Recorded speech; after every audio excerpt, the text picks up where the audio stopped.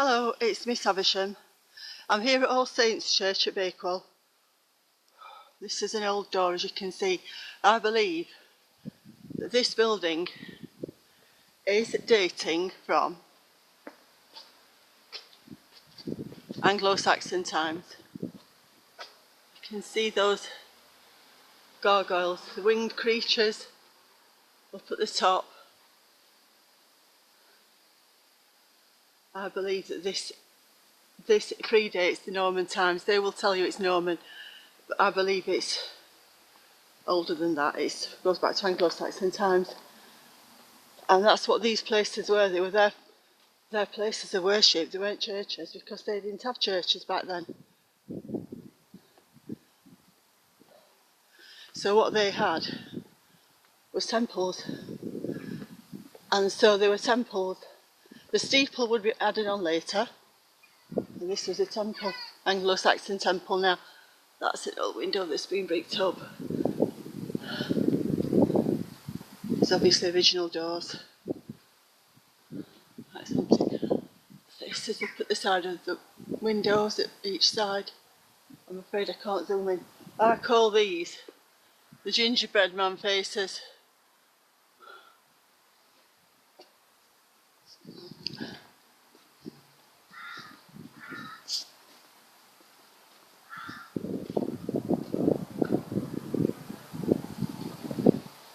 These really have the wow factor. These are the sarcophagi that were found in the grounds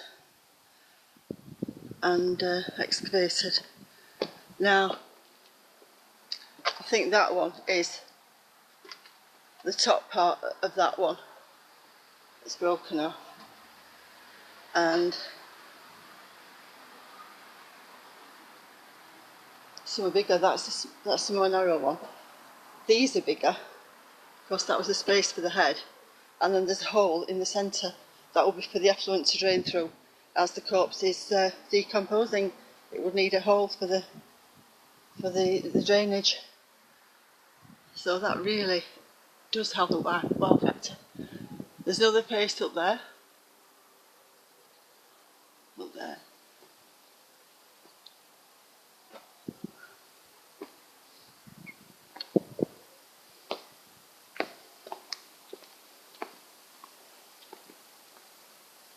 It's really weird, the layout of these. I mean, look at that one, that's a gravestone actually on the path. Why would you put a gravestone on a path? That must mean that there's potentially someone buried under the path. It's very strange.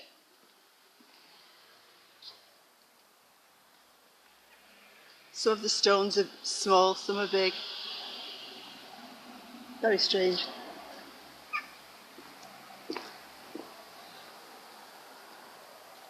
(1818). Whenever I see that date, I always feel suspicious. It's ISIS. But this person was 85 years. So it shows that we're not living any longer. We're living to 85 then. And that one, 1733. Again, these numbers I'm always suspicious of.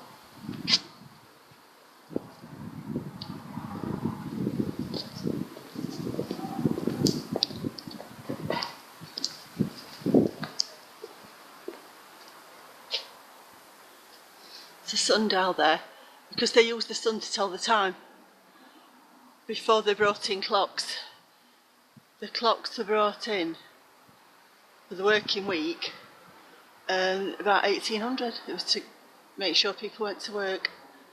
That's the plaque to someone who died aged 19 years in 1779. He was a surgeon who died on board the Sturdy Beggar, a privateer of Liverpool. It was wrecked in the Atlantic Ocean. He was only 19, but he was a surgeon.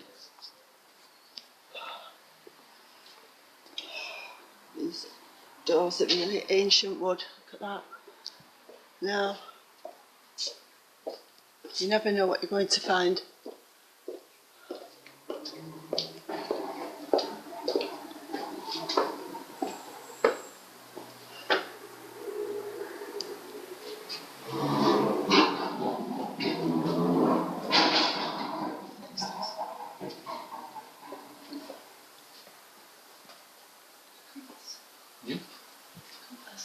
Yeah.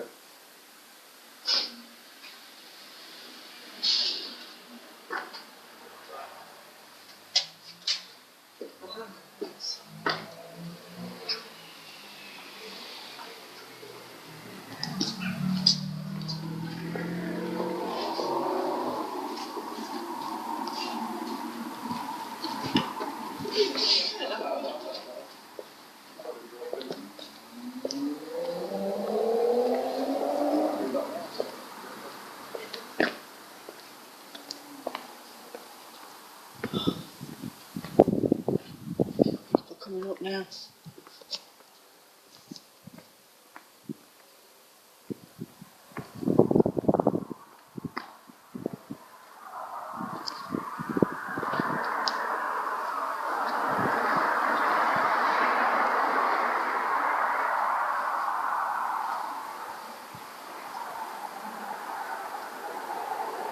They really do look scary, those winged creatures up there. I think the steeple was a later addition because it's got a castellated circular tower. I don't think the steeple was there until quite recent, really.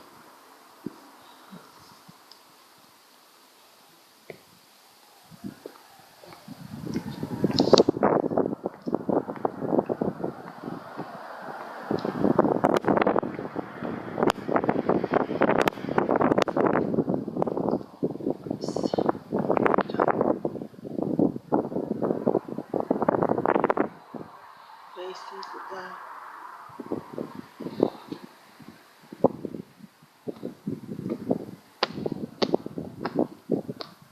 These faces either side of the door. This one is William the Conqueror, and this one is his wife, who was Princess Matilda of Flanders.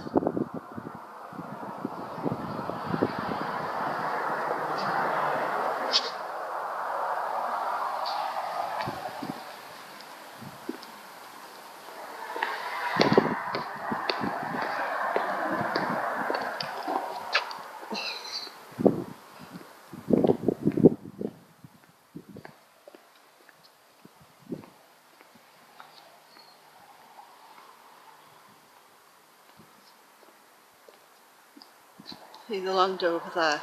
It's all forest, and this area would have been mainly forest back at the time of the Norman invasion, and all this land was partitioned out to the supporters of William the Conqueror, which 70% of those people still own the land now, to this day.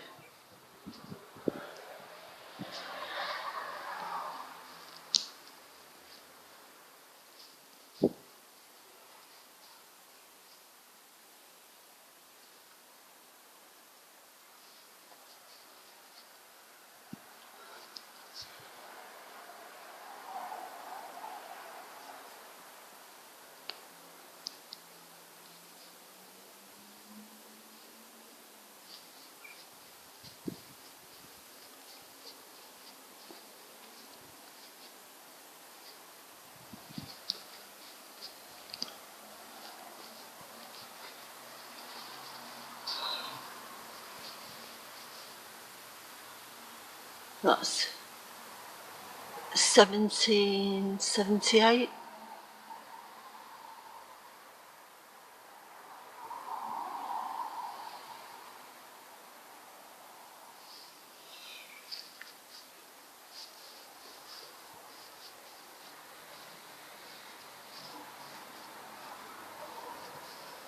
This one is a really strange one.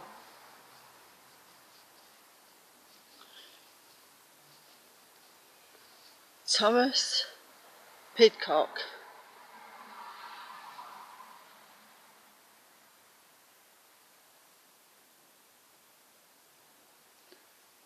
Plumber was interred August 16th, 1718.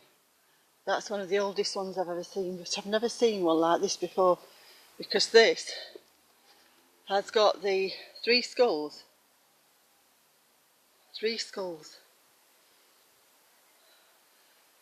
And I think that dome shape does represent the dome. Everything is under the dome. And this is the curtain falling. The final curtain is falling on the performance. I've never ever seen one like this. It's quite badly weathered. But these positioning of the stones are very strange, because these are almost touching, and it seems as if the stones have just been put in randomly, as if there isn't anything there underneath. It does give a very strange impression, as if the stones have been positioned strategically for a reason, and there isn't any bodies under there, because the churchyards were not used for burials until quite recently. They were used for other purposes, like fairs, shows, things like that. Not for burials, for burying corpses. This is one, 1761.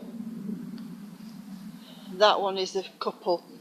The wife's one is smaller, and this one is the husband, 1752. He died, and his wife Elizabeth is interred in the adjoining tomb.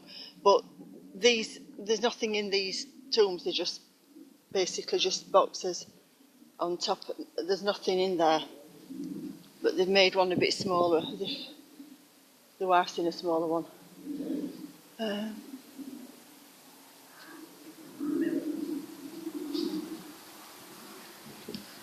There's just something doesn't seem right about the positioning of these stones.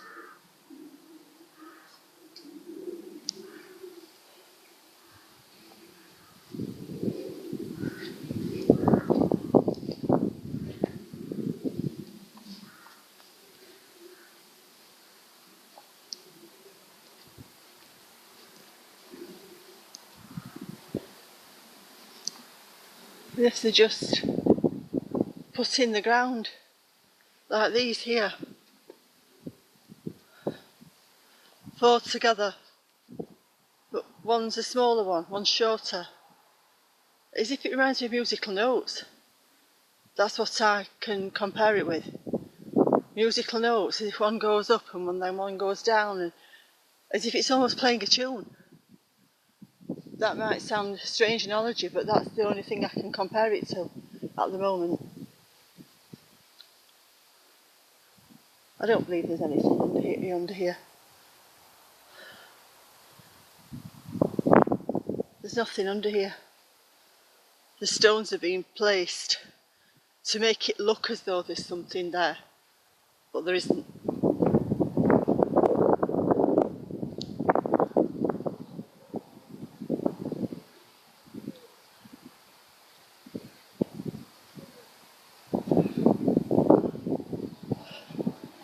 This base is quite deep.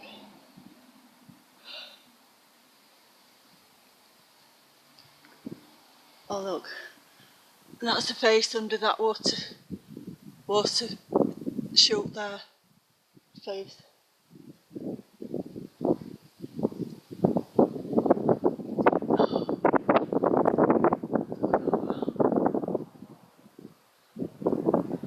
Dragons. So I believe that this was a temple in Anglo-Saxon times, and what they actually were worshipping was demons, because that's what they were worshipping. They weren't worshipping Christianity back then. There's another face there, look.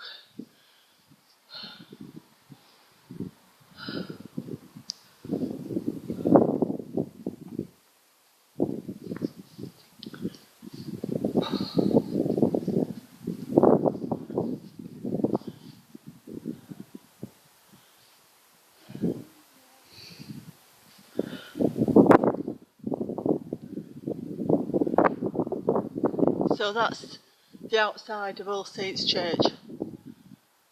The next part 2 will be going inside.